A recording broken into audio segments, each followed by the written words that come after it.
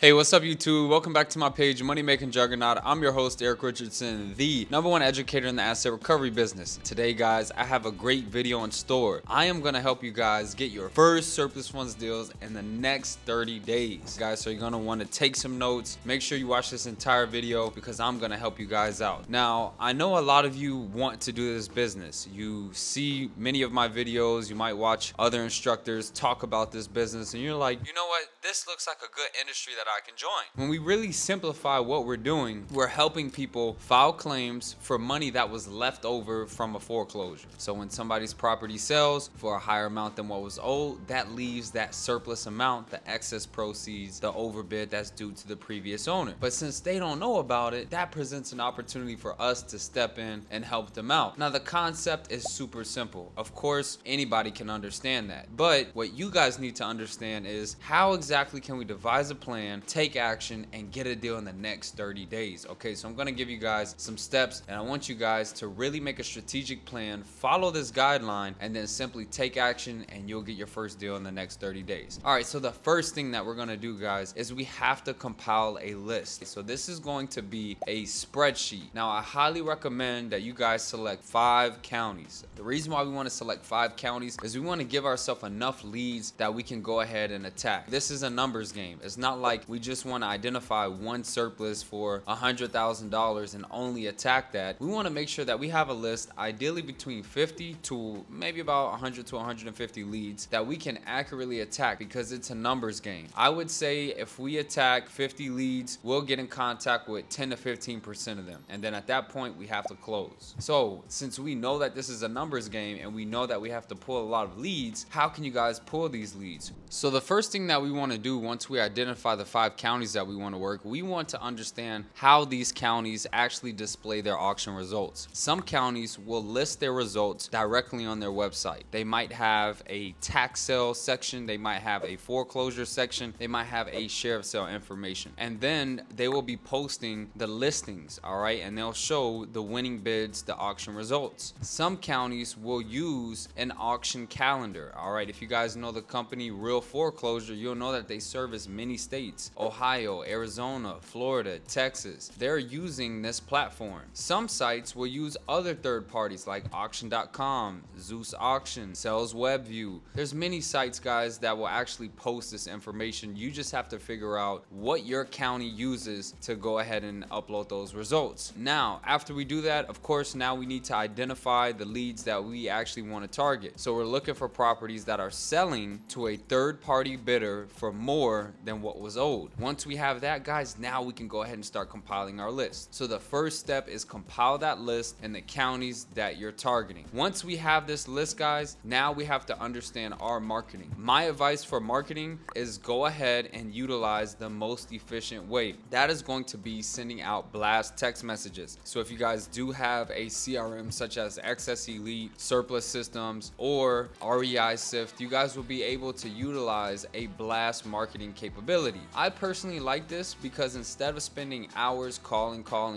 getting incorrect phone numbers, getting deadlines, getting people who are cursing you out, you can strictly do a blast text message and wait for people to text you back and call back in. So this is very efficient, guys. This is highly recommended. Now, of course, you'll need that CRM. If you are starting out, you don't have a big budget, then you're gonna have to do some cold calls. You're gonna have to do some manual texting, but you have to figure out your marketing capabilities. Now, listen, guys, going from step 1 to step 2 is very simple in terms of theory, knowing that this is the next step, but a lot of people do not get over that hurdle and take action to get to step 2, which is marketing. We went over this. The surplus funds concept is very simple, but taking action is the missing piece, and marketing is a crucial part of this business. So really hone in on your marketing skills. I highly recommend the text message, the calling, sending mailers, and also door knocking. If you are in close proximity to work on foreclosures, go ahead and door knock because it is going to be undefeated. Now, the next step, guys, is going to be accurately determining if a deal is valid or not. Now, this is a missing piece that a lot of people do not do because they think that it's too daunting, too many steps, but they just simply don't know what to do. So I'm going to keep it simple for you guys. First thing we want to do is confirm the sale. So wherever the county is posting the results, we need to confirm that the property did indeed sell for a higher amount to a third-party purchaser. We do not want to see canceled properties. We do not want to see sold to plaintiff, sold to beneficiary, postponed. We want confirmation that the property has sold. The second thing that we want to do, guys, is make sure that this claim is still valid. How can you do that? Simple. If the county has a tax deed portal, you'll be able to see if a claim has been filed. If the county is doing a mortgage foreclosure judicial, we'll be able to go into the county docket. If we're working non-judicial, unfortunately, the only way that you can find out is going directly to the trustee, because they're holding the funds and they don't have a public document resource in which we can perform research and determine if somebody has filed a claim. Another route, you can simply ask the client, have you filed a claim? And you can also email the county as well if it is something held at a judicial level. The next thing we want to do is check to see if there are liens. Very simple. To check to see if there's liens, guys, go to the county recorder's office. You're going to have to go to the county recorder's office anyway to pull the deed. This is online too. They have online search capabilities in pretty much all states in the United States. Now, there are some that will use LexisNexis, but if you go to the county recorder's office, you should be able to determine if there's a lien on the property and pull that deed document. So now we have all of the simple steps. Figure out the 5 counties that you're going to work, compile a list, market them, and confirm that it's a valid resource. It's a valid service that we can actually go after.